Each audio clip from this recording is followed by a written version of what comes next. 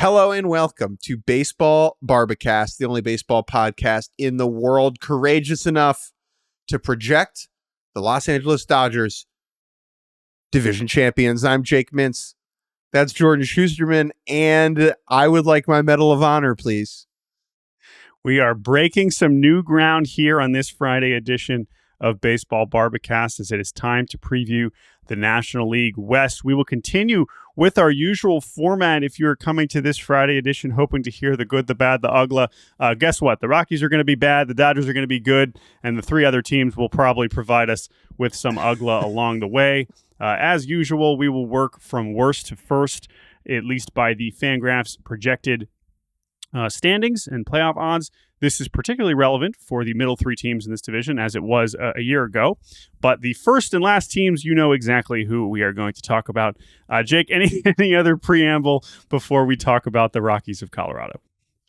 I think the Dodgers' dominance creates an interesting environment in this division because it is irrational for the Diamondbacks or Giants or Padres to think about building a team that can win a division in a way. Like, yes, you should always try, but odds are the Dodgers are going to win this division. And so you're fighting for second place. And I do think that does impact the way that these teams kind of think about themselves and operate. Now, I think the Giants won't think that way moving forward because Buster Posey, their new president of baseball operations, might just go World Series. Just something to keep in mind, though. But we will begin. Yeah. Any thoughts on that? I would say, well, we'll talk about the Dodgers later, right? The minor pushback to that macro point is they hadn't put the Padres away in the last 2 weeks of the season, and they did, somehow lose the division to the Giants in 2021. So these teams still believe they can win it, but I generally agree with you. As this Dodgers roster gets more and more ridiculous, it does feel like we are fighting for second. But let's begin with the team that will be fighting for fourth and their wildest dreams, and that is the Rockies of Colorado, who Fangraphs projects to win 65 games in 2025. They have 0% chance to win the division, but good news, 0.1% chance to make the postseason. Jake, how did they do a year ago? Well, last year, part of the fun of doing these previews is we get to go back and watch our previews from a year ago. So I spent yesterday watching a bunch of our season previews from last year. And the Rockies, their over-under a year ago was 60.5. We both went over. We were like, they're going to stink, but we're going over. In fact, I said they're going to be so bad, but they could maybe fluke their way into, 61 wins. Boy, did I nail that. 61 wins exactly.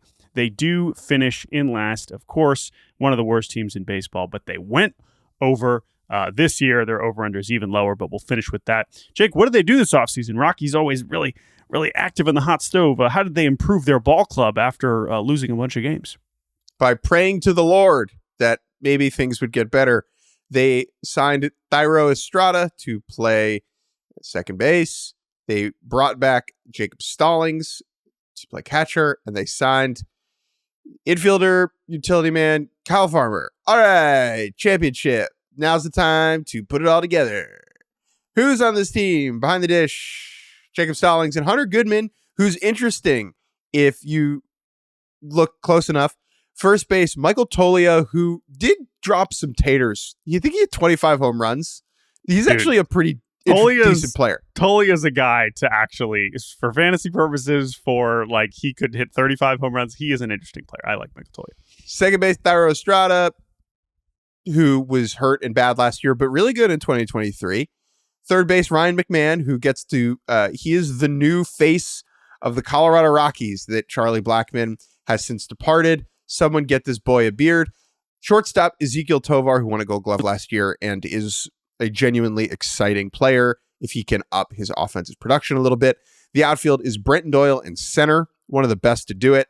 Defensively, Nolan Jones in left, Jordan Beck, and Sam Hilliard in right field, with Chris Bryant DHing. He's still there, and he's presumably going to play baseball for them. He is Anthony Rendon with better feel and more likability. The starting rotation is German Marquez, Ryan Feltner, Kyle Freeland, Antonio Senzatella, someone with the last name Blaylock, who I don't know, but it's on the sheet.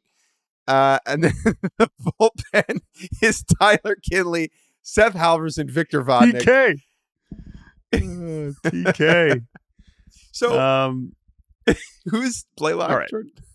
Bradley Blaylock. They acquired him from the Brewers, I believe, last summer. Okay. So I just want to, before we do one big question, I just want to get into the macro point of the Rockies. They're one of my favorite baseball teams to think about because they are living in the past in a borderline admirable fashion. And it is because this organization does not particularly care about winning because they sell enough beer and put enough butts in seats that it remains an economically viable operation. Look, the Rockies are just kind of out there in the mountains doing their own freaking thing. They're the only team in baseball, for instance, without an internal stuff plus model, right? Pitch tracking to kind of understand how good certain pitches are. They're just vibing, man. They're just freaking vibing. And so not a whole lot changes around there. And that is our one big question. Will anything change around here? No, there's no reason to expect anything to change around there. Yeah. And I think what's hard with the Rockies is we would love to see a group of super nerds and super scouts and just an awesome collection of baseball minds tackle the Coors Field question, right? We've been saying this for a long time. It would be awesome to see people have the opportunity to try and figure out how to succeed at elevation. Of course, you could also point out that the Rockies have made the postseason more recently than some other franchises that have genuinely been trying a lot harder and spent a lot more money and assembled way more good baseball players. But right now, because of the status of this division and because of, to your point, the way that they have kind of acted and how they baseball operate, the future is so bleak. Now, with that said, they have at least collected enough players on this team to where, and with the flukiness of having Coors Field being your home ballpark, that I don't really envision a situation where they are going to, lose 120 games like the White Sox. That said, the infrastructure and how far they still have to go to assemble a pitching staff that is anything remotely worthy of winning games all the time, it's so hard to envision them being that good anytime soon. That said, again, like they have collected some interesting position players that are going to be a pain in the ass to play against when you have to go to Colorado in September. Sure, but they're not good, and that's the whole point. The point of building a baseball team is not to collect interesting position players to be a pain in the ass in September. You're trying to make the playoffs, trying to win a World Series. You're trying to give your fans something to remember and care about. And the Rockies don't do that. The Bud Black, who has been the manager of this team since 2017, is the epitome of tenure. Okay. They have been under 500 every year since 2019. They have been bad, just actively bad. And he just gets to keep being the manager because he's good enough vibes and I guess friends with his bosses. It's crazy. Yeah. Like any other manager and any other team would have gotten canned a while ago. I don't want to advocate for people to lose their jobs, but they've won 68, 59, and 61 games the last 3 years. And he's just like, all right, let's run it back. Well, but this is the thing. This is why it does feel different now, because I point out that, they made the postseason in 2017, 2018. The Rockies had never lost 100 games before 2023, and now they've done it in back-to-back years. So that is really exemplifying how they are now objectively so far behind, and no matter how much talent they are able to identify in the position player side, which they have been able to consistently do, whether that was Nolan Jones, whether that was McMahon, who's a good player, whether that was Brenton Doyle, who was, of course, a breakout, Tovar, like they have some pieces and they have some more coming. But because the situation of the pitching staff and just how they operate big picture with free agency, with trades, with everything, they just are giving themselves no hope and giving us no reason to believe that they have any hope. And that's why they are, in all likelihood, going to lose 100 games for the third year in a row. If you ask anybody inside baseball who works for a different team, you say the following question: what do you think about the Rockies? They will smile and laugh, right? They're really the only team that you get that universal response about. Like there are people who will shrug their shoulders about how the Marlins are trying to rebuild, or They'll be like, ooh, things were bad in Chicago. Even in Pittsburgh, it's like, that's unfortunate with the lack of investment. If you say Colorado Rockies to a baseball operations official with another team, they will smile and laugh. To me, it's that simple. Yep. And that is why it is our one big question, will anything ever change? But let's do a couple key players, because there are players that I enjoy thinking about and watching on this team. But who's your key player? My key player is Chase Dollander. Chase Dollander was a top 10 pick out of the University of Tennessee a couple years ago, and he has been tracking like a real front of the rotation arm, like a legitimate impact starting pitcher. The type of thing the Rockies have not been able to develop and sustain at the big league level. They've done it in spurts with John Gray and German Marquez, but they haven't had someone like maintain the level of success. And Dollander has a chance to really be that guy. Now, he's not going to start in the big leagues almost certainly with the team, but he's going to come up at some point. He is the exact type of talent where he needs polishing. He's looked a little inexperienced, understandably, during spring, but there's no question about the stuff. Can the Rockies either, one, help mold this ball of clay into a great pitcher, or two, get out of Chase Dollander's way enough for him to become that? Or will he go the way of other Rockies pitching prospects to fall victim to the horrors of Coors Field? Yeah, or like if you look at John Gray, like you just end up kind of stuck being fine, because it is really hard to be consistent at that level. I mean, I think we're both big believers in Dollander, and we'll see how quickly he's able to make an impact. Obviously, the talent there is not something they've had. Yeah, I mean, Marquez and Gray, we shouldn't undersell them, but I do think that he's a different level. As far as big picture future, I think Charlie Condon, who they just took in the first round last year and looked terrible after signing, and then now has a wrist injury where I think he's going to miss the start of the season because I think he got injured diving for a ball. Like, this is not the start to the pro career that you want from your top 5 pick, who was this historic college player. So that's concerning. So Condon is a big one, but I want to highlight Nolan Jones, mostly just because I was all in on Nolan Jones a year ago. I was totally sold. I thought he was the real deal. He was hitting lefties. He was hitting on the road. He was playing great defense in the outfield. And then he just sucked last year. A lot of it was injuries. I totally recognize that. So I'm willing to give him the mulligan. But I thought he was developing into one of the better outfielders in the National League. He looked like that, even if you adjust for Colorado. I would like to see him kind of get back on track there and kind of add to that position player core. Nolan Jones had one of the funnier quotes of the winter for me. You know, MLB Network shows up to every spring training facility and they preview the team, and it's always hilarious when they're going to bad teams and they have to be like, I guess there are things to like. Yeah. And so there's a video of, I believe it's Amsinger talking to Nolan Jones, and the quote Nolan Jones said is, the last month of last year showed us what we have. Nolan Jones had, well, he's basically trying to say that, last September, like, we played well, and I think we have some pieces that could be good over a full season. The Rockies were 10-15 in September a year ago, like actively not very good. And Nolan Jones specifically had a 74 WRC plus. That's 25% worse than league average. So if the last month of last year showed the Rockies what they had, it's not good, and it's not Nolan Jones. He's got to just be remembering. I'm just looking at the schedule. They won a series against the Cubs, the D-backs, and the Brewers, but they got whooped by the Dodgers multiple times, whooped by the Braves, whooped by the Tigers. Like, I don't know. But you know what? Again, you're living in a different universe when you're on the Rockies. So good luck. I love it. Anyway, 59.5. Again, the number was 60.5 last year. They go over barely. 59.5. Jake, what you got? Over, baby. Over, baby. We're staying over. This team can't buy. We give you the doom and gloom. Maybe this is the year they do just win 50 games. I don't know. I think they're finding their way to 60 again. This is great. Over forever on the Colorado Rockies. Yes. You got to have to go way lower than that for me to, or I guess way higher than that, I should say. Quickly, though, just one last thing. Rockies fans, and by fans, I mean people who know who Vinny Castilla is and are watching Britton Doyle highlights, not people who are going to Coors Field to drink a craft IPA and enjoy the good weather, which is also cool. It's also cool.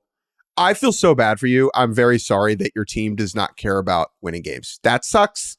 And I'm sure this carousel of below mediocrity is frustrating and a bummer, and hopefully one day it will change. Let us move to the Giants of San Francisco, who are projected, of course, to be 500 by Fangraphs. Last year, they were just below it at 80 and 82. Their over-under a year ago was 81.5. We both took the over. We were kind of buying. We were kind of interested. They didn't go that far under 81.5, but they certainly did not go over. They were a blah team as ever, as they have been for the last few seasons since their miraculous 2021 campaign. And this is even with, Blake Snell was injured and bad for the first half. One of the best pitchers in baseball in the second half. And then Matt Chapman, their other, big addition, awesome. Matt Chapman was fantastic. What a player. What a great guy to have at third base for 154 games. 7 wins, 7 WAR on Baseball Reference. Oh my God, how bad could the Giants be? They weren't, I guess they weren't bad, but they were below 500. I guess that qualifies as bad. So that sucked. And then they fired Farhan because they spent a lot of money and they were still not very good. Farhan Zaidi is now, of course, back working with the Dodgers. So who do they bring in this offseason? Or I guess at the end, I think it was at the end of September, Buster Posey is now in charge of baseball operations. Buster Posey is here. And what moves did he make in his first winter in charge? Not a lot, but 2 very big ones. They bring in Willie Adames on a long-term free agent contract. I believe that was 7 years, like 182, I think. And then Justin Verlander, bringing him in for his age 42 season. We don't see a lot of pitchers getting to their age 42 season, but he will be doing it in 2025. They also broke up the Rogers twins, trading lefty Tyler Rogers to Cincinnati. That was basically a salary dump, but it did give their bullpen a little bit of a new look. Jake, who is on the Giants?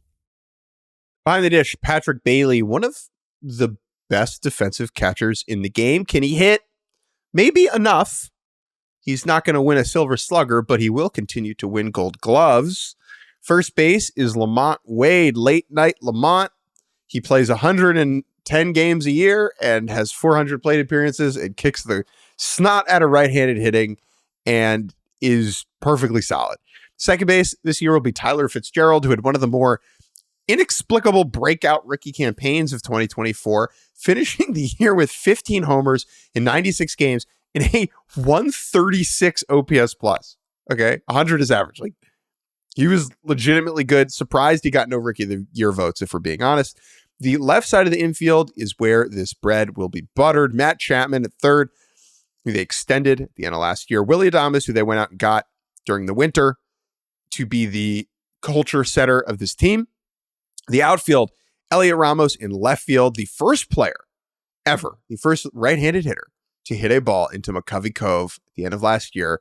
A truly historic moment. Center field, Jung-Hoo Lee, Korean Dynamo, who they signed last winter for a big chunk of change. He got hurt almost right away and missed most of the season. He is healthy and back and ready to show us what he's got. Right field will be Mike Yastrzemski and Luis Matos. DH will be Wilmer Flores. What I did not just mention there is the bench and the depth of this team, which frankly stinks. Starting pitchers, Logan Webb, Justin Verlander, Robbie Ray, Jordan Hicks, Kyle Harrison, and personal cheeseball, Landon Birdsong should be getting a little bit more of a shot. I think that guy's pretty good. Bullpen, Ryan Walker, Camilo Doval, Tyler Rogers, and Sean Jelly, the tallest boy. Literally tallest player in baseball history, just casually a Giants longman. What man? Of course. Oh, what man? He's a giant longman. Sorry. Like, time out.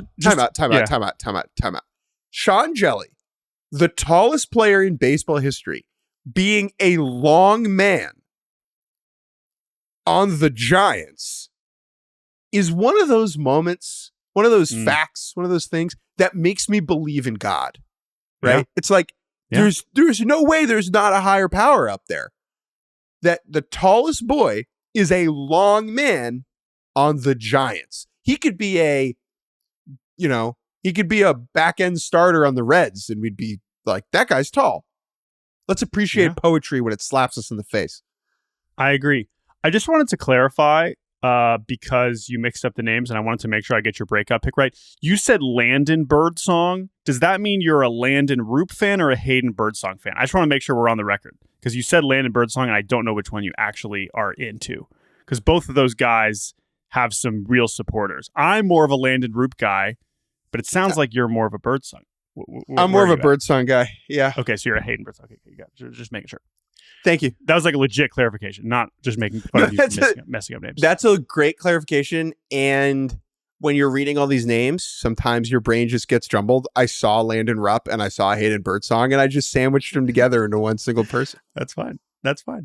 What is our one big question for the San Francisco Giants? I mean, it has to be about Buster Posey. He's not behind the plate anymore, but Buster Posey taking over here is a pretty astonishing sequence of events. It makes a lot of sense if you think about it for 5 seconds, where it's like, well, the Giants need to get back to when they were really relevant and always winning. And who defines that in the 21st century? Buster Posey, more than anybody. Not just when they were winning World Series in the early part of his career, but even in his final year when he was unbelievably good for the 2021 Giants. They won 150 games and they won the division, and then we know what happened after that. But the point is, him as a baseball operations person is so interesting because, I think when Buster Posey, I think everyone would have been like, well, yeah, Buster Posey will probably be a manager someday if he wants to stick around. And instead, he has just gone express lane to the top of the organization. Part of that is because he was already heavily involved in the ownership group, which is an interesting part of this. He made a lot of money off the field and was able to be a big part of the Giants ownership. And it seems like when they decided to move on from Farhan Zaidi, Buster was like, give me the rock. I'm in. Let's do this. I'm going to be in charge now. So what that looks like on a daily basis, how he talks about this team, because so far, all he's gotten to do is talk about signing Willy Adames and Verlander and be like, we want to get back to Giants baseball. We, want to, be relevant again and compete for championships. And that all sounds good and is really cool during the season. If the Giants are in 4th place and 5 games under on May 15th, how do we assess Buster Posey? How does Buster Posey handle that? Does he make panic trades in May or June? Does he blow it up? Does he fire Bob Melvin? Like, there are so many different interesting ways that this could go. And at the very crucial point in the franchise, of course, we'll talk about some of the actual players of the team that I know are more important to their success. But I think that Posey, from a narrative standpoint, because of what he means to this franchise, is hard to deny as one of the more compelling parts of this team. Do we start to see preferences? Do we see a fingerprint of what they like, what they don't like, what kind of players they're interested in, besides he's a good guy? And that is my general concern with the Buster Posey-led Giants, is that he kind of just hired a bunch of people who were involved with the 2010 to 2015-ish Giants teams. And the game moves forward. And trying to replicate the past is not going to work. And if the people involved in building the 2025, 2026, 2027 Giants are trying to just copy and paste what they did back in the day, oh boy, is that going to get ugly and get ugly quick. And so I want to believe in Buster Posey, but this offseason does not help his case. Adames and Verlander are interesting and fine. Their lack of interest in adding any depth on the offensive side behind their starting lineup was just kind of bizarre. There are no low risk, interesting ads. Like, oh man, if they fix some things with that guy's swing, like that just doesn't exist really with this group. I guess besides Gerard Encarnacion is maybe an exception with that. But he was there last year. They already had him. That wasn't I know. the I'm just Posey thinking acquisition. about. So yeah, I'm just thinking about players who like fit that that part of it. I just don't know, man. But it is an interesting point because I'm not going to write off Buster Posey. Like, I think saying it's not going to work, they're going to be a failure. Like, I mean, you're welcome to have that opinion. I have no idea how this is going to go, but I do think it's a great contrast because for Farhan Zaidi and ironically the 2021 Giants, so much of it was about building depth, finding pieces that fit together. Whereas the strategy this offseason was just like, who's famous? Can we finally get these guys to sign with us? Yes. All right. Boom. Awesome. Willie Adames came here. Oh, Justin Verlander. Everybody knows him. And that was it. Like that. There, to your point, there weren't like, okay, oh, that's an interesting little bit. Like Posey has it. Maybe at some point he will get to that point, but so far it has been very basic level of offseason activity where it's just like, all right, who's at the top of the list? Who's won a Cy Young award? Boom, boom. All right, there's our offseason. And that might work. I'm high on Justin Verlander this year. I still believe he can be good. I think it's a good fit in the ballpark. I think what he did at the very, very end of last season, once he was healthy, was encouraging. And we both love Willie Adames. I think the fit in the ballpark is probably not as good as it was in Milwaukee, but I still think that him and Matt Chapman on the left side of the infield is pretty sweet. So there are some good players here. Let's get to those key players, though, because there are a couple other ones that are probably going to have an even bigger impact on whether or not they're good this year. I'm going to go with Jung-Hoo Lee. So Jung-Hoo Lee appeared in 37 games last year, which is more than I remember, to be honest with you. Right? Like, I just remember him running into a wall and messing up his shoulder, I believe, very early on in the season. I guess that wasn't the case. May 12th. But that's pretty early. That's pretty early. Pretty early. Yeah. I mean, he was fine. Like, he didn't really hit for power, which was one of the concerns that we had about Jung-Hoo Lee. And remember, I mean, they gave this guy 6 years, $113 million the winter before. I mean, that's a legitimate investment. And so he's my key player because, like, we still don't know what he is. We still haven't seen it over a full season. And he could be a legitimately impact center fielder, or he could be a big waste of money. Yeah, I'm totally with you there. I think he's someone that, while the overall line was not great, there were three things that were very encouraging. He didn't strike out at all. He had one of the lowest swing and miss rates of any hitter in baseball. He hit the ball harder at the highest level than we really expected. I think he had some balls closer to 110 exit velocity. I know already this spring he's hit the ball pretty hard. And he looked pretty good in center field, before he crashed into a wall. And so if he is going to be a good center fielder and he is going to give you some value on the bases and he is going to not strike out, there is a good player in there. But to your point, it's 40 games that we've seen so far. He still has to prove it over a larger sample. We haven't seen him like adjust to pitchers. We haven't seen pitchers adjust to him. Long way to go. He's still 26, but I do agree on the offensive side, he is very important. I'm going to go with Robbie Ray. He just feels like kind of the forgotten man in this mix. Obviously, he's someone that gave me a lot of feelings, for better or for worse, in his Mariners tenure, for reasons that were not always his fault. But Robbie Ray did also then immediately blow out and came back last year from surgery. But by the time he came back and made 7 starts, the Giants were not especially relevant. But he's still 33 and he's making a lot of money. And a really good version of Robbie Ray does change the complexion of this rotation in a pretty real way that I don't think is really being acknowledged, because when you bring in Verlander and you already have Logan Webb as kind of the face of the team, and we're still kind of figuring out what the hell Jordan Hicks is, and you have some of these younger pitchers, Ray is somehow lost in the shuffle here. And I do think that there is a version of him that could be really, really, really good for them that elevates this rotation, especially now that they don't have Blake Snell. At the very least, could kind of get it back to a level that was closer to what it was last year, where there were parts of it that were certainly disappointing. That has more to do with guys like Hicks and Harrison. But I think Robbie Ray is a guy who, again, Cy Young winner, that is just doesn't really feel to be very discussed or relevant right now. And I just wanted to spotlight him. Over under 79.5. Hammering the under on that.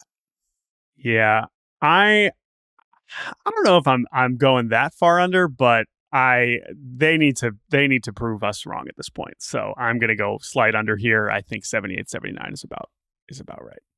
I will hammer the under on 71.5. Oh my God. Well, that's going to require injuries and trades. And I mean, you're basically, honestly, what you're kind of saying is like a Toronto season. But that seems really hard to. They even still won 74 games. 71 is like it's a disrespectful thing to say. Saying 71 wins is disrespectful, and I still am going to stand by it. I like that you're going out of your way to, again, the over-unders are there for a reason. You don't have to make them harder for yourself. But anyway, all right, we're both going to go under, and we'll see if we'll see how that goes. All right, we're going to take a quick break, and when we return, Padres, D-backs, and who's that other team? We'll get to them later. We'll be right back on Baseball Barbecast. And welcome back, Baseball Barbecast. Oh, look, my dad's here. Is he? Richard in the house? No. All right. Let's talk about the Padres of San Diego. They are only projected to win 82 games. Fangraphs giving them 35% chance to make the playoffs, 4% chance to win the division. They got a whole lot closer than that last year, as their over-under a year ago was 81.5. Remember, a lot of questions. They had a very new-look team around their core pieces. We both said over. You were like, yes, I'm in. The Padres are going to be back. I know they were so disappointing in 2023, but like they're going to get back to the playoffs, even though I might end up sounding stupid. No, you nailed it, Jake. This team was awesome. 93 wins. They were so painfully close to beating the Dodgers. I mean, just again, like I mentioned this with the Brewers on Wednesday. The feeling of the Bowers free, like, we're about to be the Mets back to back. When Tatis hits that grand slam off Walker Buehler, it's 6-0 in Game 3. And they did end up winning that game, to be clear, to go up 2-1 in the series. But that was the last time they scored in the series. And even though they won that game, from there on for the next 25 innings or whatever, that was it. That was the moment where Dave Roberts thought he was going to get fired, pretty much. As he admitted in Stephanie Apstein's fantastic profile of him at Sports Illustrated, which I encourage everyone to check out. And then from there on, the Dodgers were like, all right, time to win the World Series.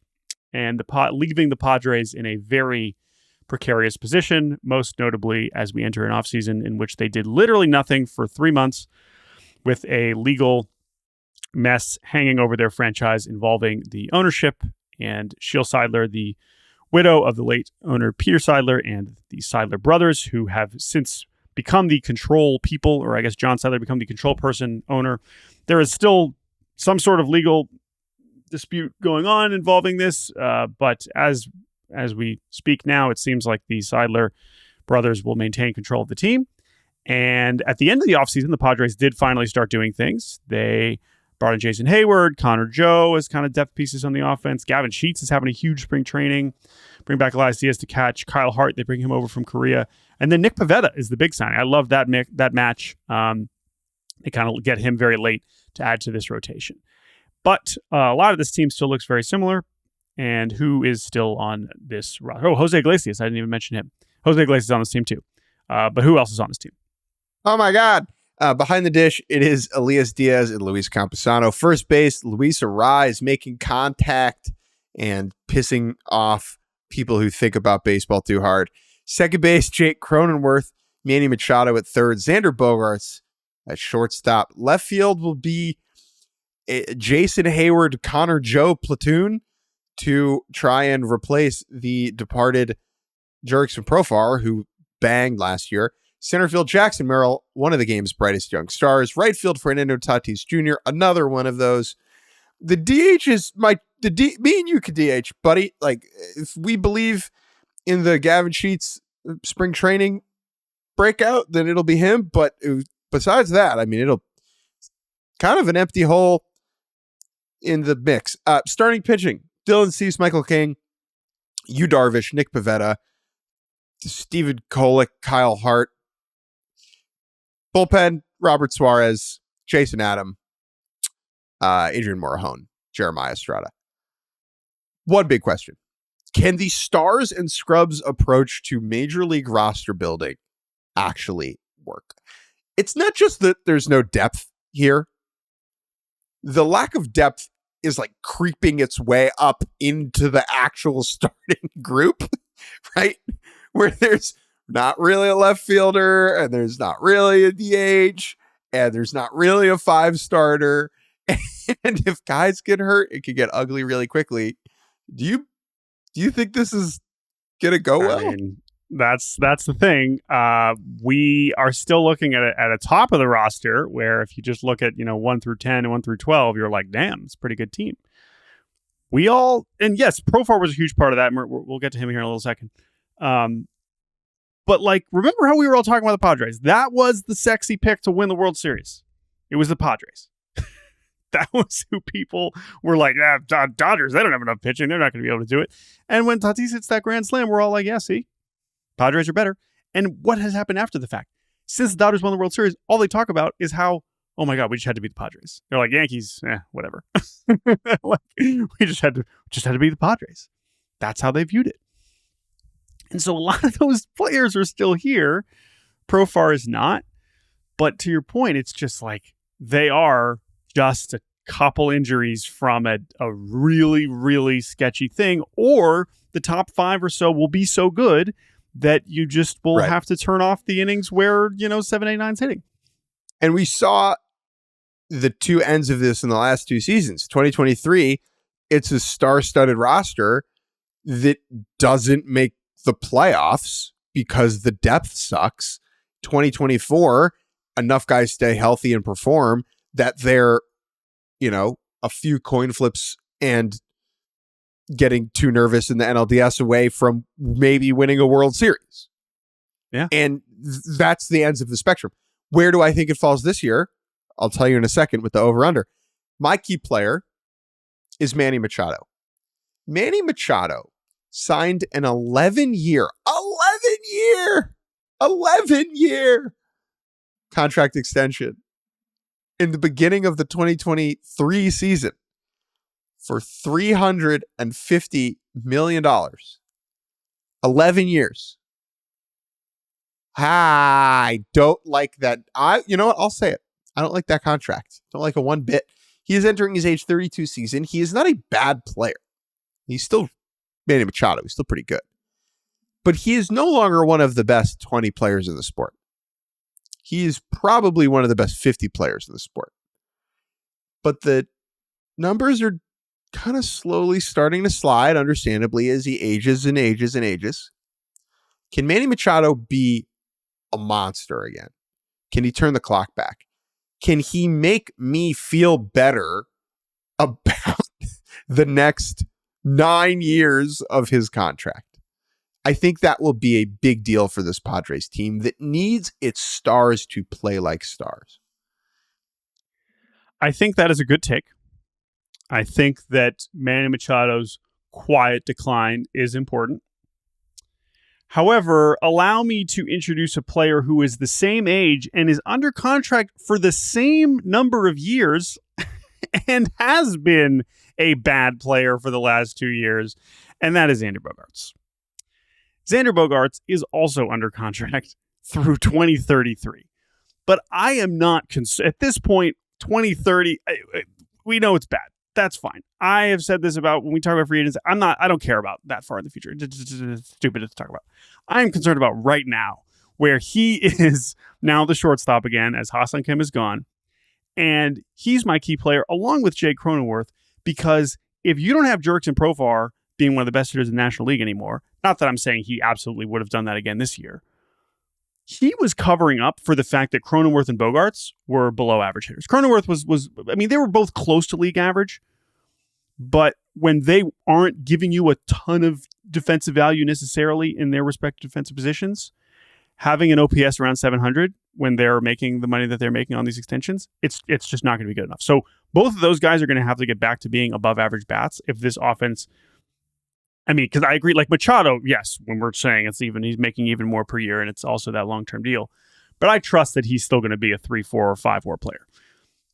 Bogaerts and Cronenworth, if that's closer to 1 or 2, it's just not going to be good enough if you're not having God-level Profar. Now, yes, we are super high on Merrill and Tatis. Maybe those guys becoming 6-7 win players alongside each other is going to be enough to keep this offense afloat. Totally fine. I'm high on Luis Arraez this year. I think he was injured last year and still managed to hit 320 or whatever. I think he's going to be awesome again in his final year with the Padres. But I just think Bogaerts and Cronenworth, they have to be better. They cannot just be average Joes hanging out, and especially now that Bogarts is playing shortstop. That is not good enough for a team that has no depth behind them. Over-under is 85.5. I'm going to ride one more time with the San Diego Padres, and I think this is where we're going to differ, but I could be wrong. I still have not totally decided whether I'm picking them to make the playoffs, but I'm still going to go over on 85.5 for at least one more year. Next year, we're going to have some tough conversations for sure, as a lot of these players. Michael King, holy crap, right? Like, that's another huge one that needs to be mentioned in terms of how good he was in the second half. This pitching staff is high upside, high risk. I'm going over. I think there's enough talent here. Am I going to pick them to make the playoffs? I'm not sure yet. I will take the under. I just don't think there's enough depth. I think two injuries to the wrong guys sink this team. Yep. And I am really sad about that because Padres fans deserve a winner. And they've kind of gotten it. And I just see darkness approaching in a horrifying way. Which is, it's like, it can't go worse than 2023. I mean, 2023, I guess it can. 2023 was so about? bleak considering. Yes, it can. I'm just saying. It can go. Well, okay, yes, it can. Way worse. I'm just saying that, like, the hype with the 2023 team with one, like, that's one of the most disappointing teams of the 21st century. This year is not coming with the same amount of hype and expectations, even though I still think there's awesome players on this team. And I totally agree with your bigger point that yes, they're still going to sell out like every game. Like, it is still going to be an awesome atmosphere. Like, there are still a lot of reasons to want to go to the Padres games. But I mean, I see the risk for sure. I do think that it is going to be a delicate balance. I just think that they have enough to still be very good this season. Let's move to the Arizona Diamondbacks. What an interesting season for the Snakes. Fangraphs projects them to win 86 games, 60% chance to make the playoffs, 10% chance to win the division. What happened a year ago? Their over-under coming off a World Series appearance was 84.5. We were both like, that even seems optimistic. We both took the under, and the Snakes made us look silly. They won 89 games. Their offense was the best in baseball by some metrics, the very basic metric of runs per game. That was a big one. They were scoring more runs than the other team. The pitching, though, not as awesome. And that kind of ended up putting them in a position where they were just leaking games when they couldn't. Still won 89, which is a great season, but their 89 was not more than the Mets and Braves 89, as the D-backs were eliminated in one of the stranger fashions we have seen at the end of the year on Monday, as they were sitting at home watching their season end in very strange fashion. So that sucked for the Snakes, but it was a much more impressive, kind of encore to what the Rangers did after going to the 2023 World Series. So you got to give them credit to the Diamondbacks for maintaining that momentum. They continue to do that this winter as they shock the baseball world and give Corbin Burns an absolute boatload of money in a situation where Corbin Burns wanted to live in Arizona, wanted to be a Diamondback, and Scott Boras convinced Ken Kendrick, hey, he wants to be on your team. You still got to pay him $200 million. And Ken Kendrick's like, fine, awesome. I'll have Corbin Burns on my team. Sounds good. They traded for Josh Naylor. They brought back Randall Grichuk. They did not trade Jordan Montgomery. That's another one who was basically the whole offseason. It was like, they're going to trade him. They're going to trade him. They're going to trade him, just like Nolan Arenado. That did not happen. So he is still on the team, for better or for worse. Who else is on the Arizona Diamondbacks, Jake Mintz? Behind the dish, it is Gabriel Moreno and potentially Adrian Del Castillo, who is one of the more underrated prospects in all of baseball, in my opinion. First base is Josh Naylor, who they acquired over the winter. Ketel Marte at second. Gino Suarez at third base.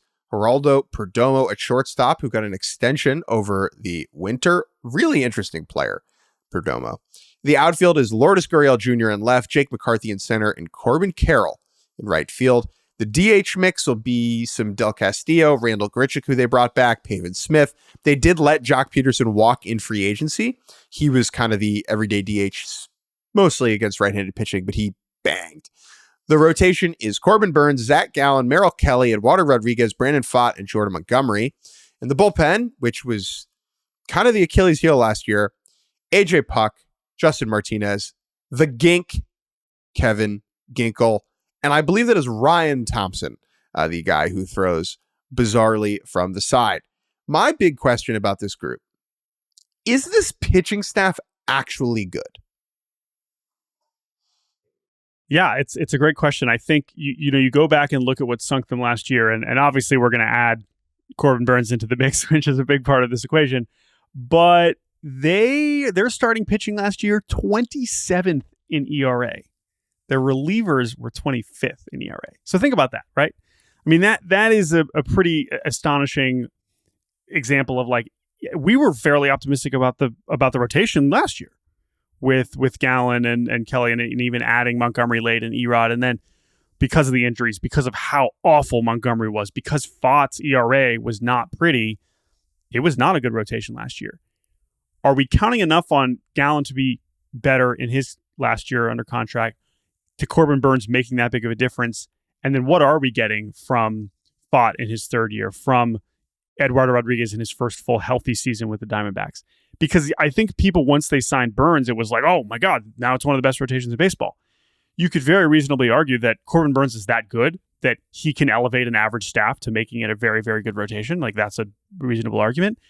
But I'm with you on this big picture question, because it's not that hard to see it underwhelming, even if you count in Burnes as being awesome. It is very easy to be like, Corbin Burnes and Zach Gallen are starting game 1 and 2. Yes, that is true. Like, those guys are really good. We love Zach Gallen. He was worse than you think last year in 148 innings with a 3.65, 15% better than league average.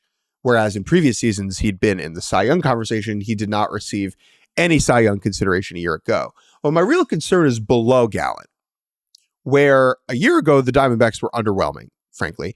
Brandon Fott, who was outstanding in the World Series in 2023, threw 181 innings that were just whatever. They weren't horrible, but they weren't actively good. And then below Fott, Merrill Kelly, who will be 36 this year, managed just 73 innings as he had shoulder issues. That's always good. And was more just kind of league average during that time. But again, he's going to be 36. Jordan Montgomery, catastrophe, still on the team somehow. Yeah, I think he will be more useful, but he's also not projected to have a rotation spot right now. So I don't even think he's going to have the opportunity. I think last year was doomed from the start, not having spring training and everything. But Erod is the one I'm maybe even more concerned about, even though I kind of liked that deal a year ago. I mean, he also was injured last year and also was bad when he was pitching. So what are we getting out of that guy? Because it's easy to just be like, oh, well, they get a bunch of money and we've seen him be good, but not with the Diamondbacks. So that's another one that's definitely a question mark.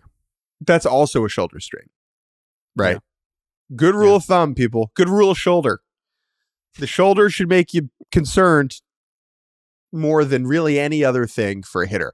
It's, what is it? It's hands and wrists for hitters and shoulders for pitchers. I feel like back issues are the ones that terrify. That's probably all players. That's all people. That's all people. That's true. So rotation, that's our bigger question. But there are a couple other key players that we definitely wanted to highlight, because again, the offense is going to look fairly different from the team that scored the most runs in baseball last year. So I know Corbin Carroll had a fascinating year last year. He is sort of an obvious one as one of the faces of the franchise, but I think it's a fair pick as a key player, it seems like. Yeah, I will go with Corbin Carroll. He had, oh my goodness gracious, he had a 608 OPS on July 6th. Okay. He sucked. It was not good. And this is, remember, this is as Gunnar Henderson, his rookie of the year, compadre from the year before. This is as he's becoming like MVP candidate. And it's like, what the hell's wrong with Corbin Carroll? Gunnar Henderson looks amazing. But then it was like, oh, there he is. I don't know if you have his splits the rest of the way, but holy crap.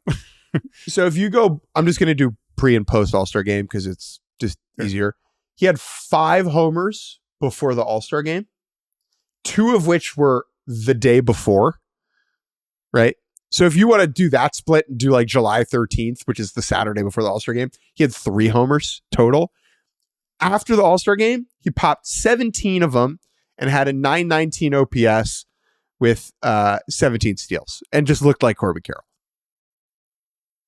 So let's do a full season of that second half, maybe. How about that? I mean, again, it's not like we don't think he can. He basically did the year before.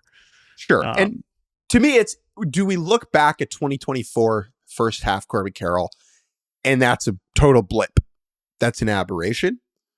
Or is he going to have to, like, does he have to prove it to us? Now, if it had gone the other way and he was amazing for the first half and terrible for the second half, I think I'd be more concerned. The idea that he fixed whatever was wrong and sustained it over the second half is encouraging. Still, like, is he a top 10 player, a top 30 player, or a top 50 player? I think last year answered that question for Gunnar Henderson, who is a top 10 player in the world. Corbin Carroll, I don't feel that way about, and I want to. And so I think him elevating his game or returning to that level is a huge part of the D-back season. Totally valid. I'm going to go with Josh Naylor. I think you could highlight a couple guys in the bullpen. AJ Puck in his first full season, kind of anchoring that relief corps. Justin Martinez, another young arm that's exciting. But I'm going to go with Naylor for kind of the same reason I went with Bogarts and Cronenworth, which is Christian Walker and Jock Peterson are not on this team anymore. And they are kind of asking Josh Naylor to replace both of them. I know they're going to be counting on Pavin Smith and Del Castillo in sort of that DH role to fill in for Jock, but Josh Naylor in the final year of his contract, having been in Cleveland for a long time, I obviously watched it up close. This is they're really counting on him to just kind of keep on keeping on, and I get it. I mean, he has been really productive. He hit 31 homers last year, but I don't know. I'm like a tad low on Josh Naylor, and I think that the level of consistency that they were getting with Christian Walker, especially defensively, which Naylor's okay on his best day, but is obviously way worse than Christian Walker on defense. And I just think that's really important for this offense to continue to be well above average. I think it's a pretty huge bet that Naylor in his contract year is going to kind of put up all-star level production again. I think he's capable of it. I just think we might end up underrating how good Jock was and how reliable Christian Walker was as well. Over-under is 86.5. Oh boy. So great line. That's a great line. It is a great line. Man. I mean, I've been torn on who I'm more optimistic about, the Padres and the Diamondbacks recently. I think, oh man, I think I'm going to go slight under. Slight under? Is that right? So what I'm dealing with, if you listen to the Mondays, that I'm also kind of worried about the Mets. So I think I'm going to end up picking the Padres to make the playoffs. And that last spot in the NL, I'm going to be between Arizona and the Mets, and I don't want to decide right now. So I think I don't remember what I said for the Mets. I think I said under. I'm going to say over for the D-backs and say that them and the Mets are going to end up tied again, but the Diamondbacks will get the tiebreaker this time. Oh, there we go. There's a fun. I just came up with that on the fly. There we go. Diamondbacks and Mets will have the same record again, but this time the Diamondbacks will get in and the Mets will be left out. There we go. I'm going to take the under on this one. My playoff teams are like my wildcard teams, are the two NL East teams and the Cubs. So I can't think any of these teams are good, but I'm going to take the under on 86.5. The pitching concerns me both in the starting rotation and in the bullpen. Justin Martinez, who throws 1,000 miles an hour, is another important player for them. Like, can he be a dominant closer? We'll see. Dominant late end guy. We'll see. I love the bones of this team. I just have real issues with the lack of impact pitching depth. Yeah, totally valid. All right, well, this is really setting up to figure out how far ahead the Dodgers are going to be based on Jake taking the under on everybody except for the Rockies. We love the Rockies. We're going to take a break, and when we return, it is time to talk about those Dodgers of Los Angeles. And welcome back to Baseball Barbacast. The time has come to talk about the only team in baseball that actually matters. The Colorado Rockies. No, I'm kidding. The Los Angeles Dodgers. What'd they do last year? They went under. Their over-under was 103.5. And we took the under. We said there's no way something's going to go wrong. Like getting to 104 wins is hard. As all the hype, oh my God, you signed Ohtani. Oh wow, Glass now. We're like, they ain't winning that many games. Sorry. We're concerned about the pitching. This is what we said last year. We said this bullpen is a real ragtag group.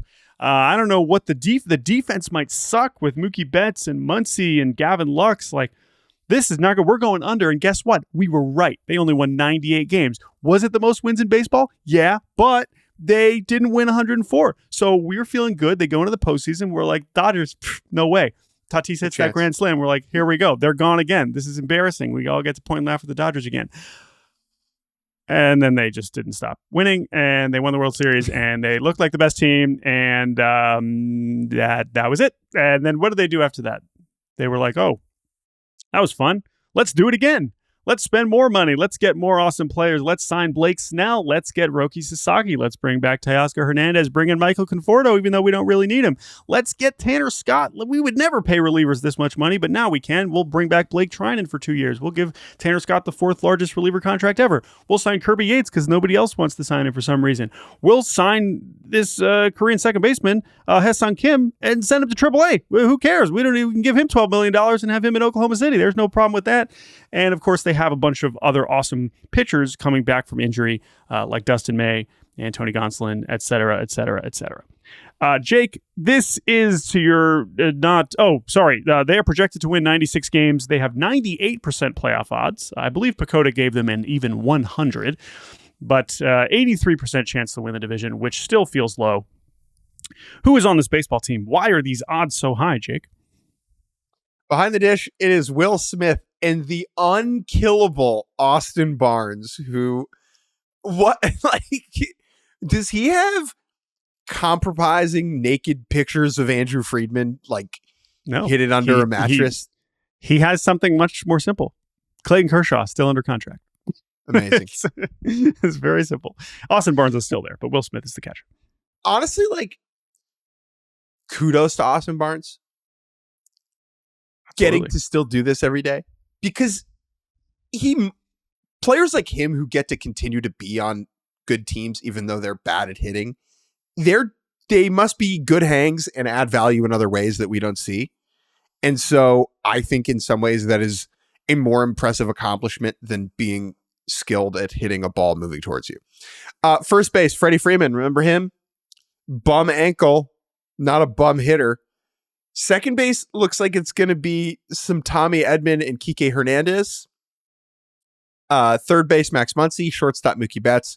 Left field, Michael Conforto. Right field, Teoscar Hernandez, who they brought back. And then center field will be James Outman, Andy Pages, and not Max Muncy. That is a bad idea. And Tommy Edman.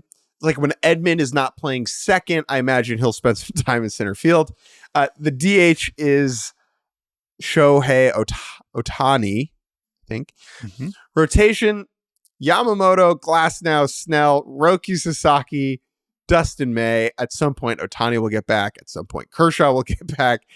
They also have Tony Gonsolin somewhere, and Ben Kasparias, who started a World Series game, will start the year in AAA. The Dodgers are an absolute joke. The one big question about the Dodgers: how does it go wrong? Yeah. What is so let me ask this way. Yeah. What does a bad regular season look like? I mean, I feel like we just saw it last year, although it would have included, a bad regular season, maybe even more than this year than last year, is having to sweat in the final week, which did happen, right? They had to win that series against the Padres to really lock it down last season. Now, last year, I was like, well, without unprecedented injuries, there's no way this team's going to, miss the playoffs. They did have unprecedented injuries, and they won the World Series anyway. I think, to me, it's hard to imagine, because last year, we felt like we were talking about one of the most hyped teams ever.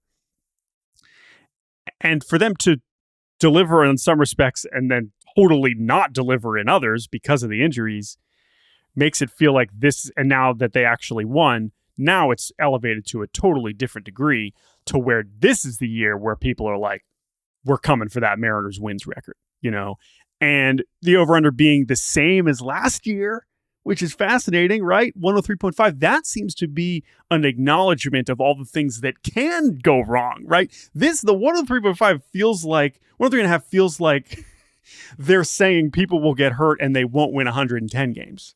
Whereas last year it was like, we think they're going to win 105, and then they ended up winning 98. I don't know, man. I mean, they have built this. The talk about the depth, all the depth that those three other teams that think they're decent don't have. They're here. They're in Oklahoma City. It's very English Premier League. It's like Man City signing, the third best English defensive midfielder and then never playing him so that he can't be on West Ham. So I will say, there's one thing about last year.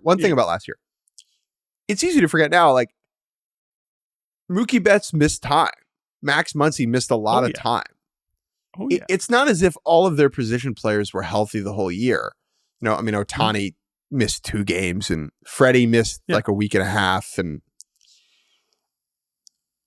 it's hard to imagine the injuries crushing them as bad as they did last year, especially on the pitching side. And so I don't know how they don't make the playoffs. Like, I just can't envision it. The fun, totally nonsensical narrative that I am excited to peddle if they lose like 3 games in a row is Clayton McCullough was the secret sauce. Oh, everything goes in the toilet without Clayton McCullough at first base. Their fundamentals, they have like the worst fielding percentage, the worst base running, the worst, worst defense. Everything, they're getting caught stealing all the time. They are, we're getting like miscommunication with game, like catchers are getting crossed up. Like, I don't know how many of these things Clayton McCullough is in charge of, who's now the manager of the Marlins. But I just think that like morale is low because like he was everybody's favorite coach. Again, Dave Roberts is awesome. This is a disrespectful Dave Roberts say, but it's that Clayton McCullough was really holding this thing together, and that they are struggling without him. And by the way, the same thing we said last year. There is a version where this is a bad defensive team. Like, even more than last year, Teo and Conforto in the corners, with Mookie Betts trying to play shortstop, with Max Muncy at third, with second base kind of being a revolving door, and with Freddie Freeman, who is still a good first baseman, but probably not as good as he used to be. There's a version where this defense is bad. But other than that, to your point, the only things that went like fully right last year for them in the regular season was Ohtani having one of the greatest seasons of all time, Teoscar Hernandez, and I mean, that's kind of the only thing that like hit, that like maxed out. Freddie was very good. It was not Freddie's best. Yeah, Freddie at the end, obviously, but it was a notable step down in production from his first 2 years with the Dodgers, I would say. And then on the mound, what went right? Gavin Stone until he had surgery, and Tyler Glasnow until he was out. Other than that, like, they got 18 starts from Yamamoto, right? James Paxton threw 90 innings for them. Buehler was awful in the regular season. The bullpen was not, Evan Phillips was not as good as he was the previous few years. A lot of things went wrong. So many things went wrong for them, which is why, spoiler alert, I'm taking the over on 103.5 this year. I think they're going to have more things go right for them. And I think even with injuries that we factor in, even with some underperformance here, even if the defense sucks and the base running sucks and everything, all the secondary stuff is terrible because Clayton McCullough is gone, I still think that this is 105 wins. I think I really do see this year. I'm way more sold than last year. Yeah, I agree. Not just because they won the World Series, because of the roster that is now I'm looking at. It's really hard to pick a key player on this team because they're kind of all key players. I will go with Mookie Betts trying to play shortstop. They did it last year. It was bad enough that they had to pivot away from it in the middle of the season. They got Tommy Edman to do it in the playoffs. I guess Edman is another good pick for this, considering he might have to fill in at a lot of different positions. Yeah. Edman just because, and that's part of why they probably wanted him. It's like he's a great insurance policy in center, at short, at second. Like, they can move him around when things are not working there. And then I think the other, like, let's do our jobs, Jake. We work in baseball media. Let's have a Shohei Ohtani conversation to kind of end this. He's pretty good. this podcast. Okay, I know we're over an hour in, but because I think there's a lot of big questions about Ohtani this year, and now they're over there in Tokyo, and hopefully he won't have a massive scandal involving his interpreter stealing millions of dollars of him leading up to the season. Not that it seemed to affect him very much. The big question about Ohtani is, one way to frame it is, how does he not win the MVP? The other way to frame it is, because of the timeline of him coming back as a pitcher, where the Dodgers said, and he confirmed today, like they're slowing down the ramp up to that right now. He has not faced hitters yet. He's not going to face them, obviously, before real opening day. We knew that he originally in the offseason, there's like May, we're targeting May for his comeback to the mound. The production, even if everything goes smoothly, the amount of production on both sides of the ball is probably going to end up looking different than it has, just because of the amount of playing time and the amount of innings. What does that look like? When do we see Shohei Ohtani? Because there's really no reason to rush him. They know they want to have him full go in the second half in the postseason. I don't see any reason for him to start a game before June, let alone you could even push that even farther. And what I'm interested about is, obviously, he has always been the guy calling the shots. Like, he gets to decide when he plays, how he's able to balance all of these different responsibilities physically, mentally, all these things, right? The preparation. I am very curious, once we get to the point where he is starting to come back and actually pitch, because there's no way they're sending him on a rehab assignment. We know he's not going to Oklahoma City and like getting a tune-up. We know that's not happening. How does he work in the build-up to becoming a starting pitcher in the major leagues again? Do they basically have him be an opener for a couple, weeks and just start building up that pitch count so that he doesn't have to miss games as a hitter? Because we know he doesn't want to do that. Are they going to try to slow him down? Is he going to say, no, I'm going to play every game no matter what, even if it doesn't seem physically possible for me to actually maintain this stamina-wise? Because yes, we saw him do it when he was fully healthy, but the actual buildup is a different operation and different kind of process. So I'm just curious, when we're approaching him coming back, let alone what he looks like when he comes back, how does that impact his hitting? How does that impact, does he miss games? And what do they do with that? I think the fact that he has this two-way player designation on the roster is a big deal. And Andrew Friedman has talked about this, because that gives the team the flexibility to carry the normal number of pitchers while also having Ohtani as this pitcher too. So it's not like a situation where they are burning a pitcher spot by having Ohtani pitching 2 innings a week as he's building up. Like, they're able to carry all those extra guys to kind of cover those innings as well. But all that whole process and what that ends up looking like, how many innings he throws this year, and does he have fewer plate appearances if he stays healthy? Last year, he had 731 plate appearances. How many innings, how many plate appearances does he have this year is a super interesting question for me. Over under 103.5. Over. I am most compelled by how high that number goes, how much this team being a juggernaut pisses off every other fan base, and whether a year from now we need to have another conversation about whether the Dodgers are good or bad for baseball. Their franchise record for wins is 111 in 2022, and I think they're gonna threaten it. But we will see what goes wrong. It is baseball, and that is normally what happens. Of course, we could talk for hours about Roki and all these other guys, but we will be doing plenty of that during the season. So there you go. That is our National League West preview. Because you took the under on all these other teams, who do you have? Just to clarify, what is your order of those 3 teams in the middle? Because you took the under on all 3 of them. Here's how I see the division. Dodgers. You don't think they're making the playoffs, yeah. Dodgers, Gap. Diamondbacks, Padres, Diamondbacks, Gap.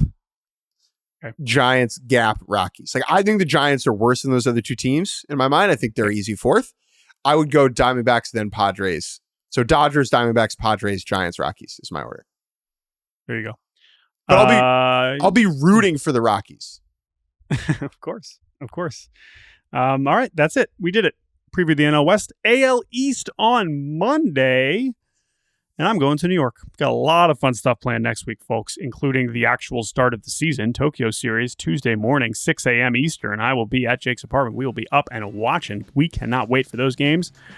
Thank you all for listening. Thank you to Colin Brennan for producing this episode of Baseball Barbecast. You can email us at baseballbarbecast@gmail.com. That's BARBcast. And we will talk to you all on Monday.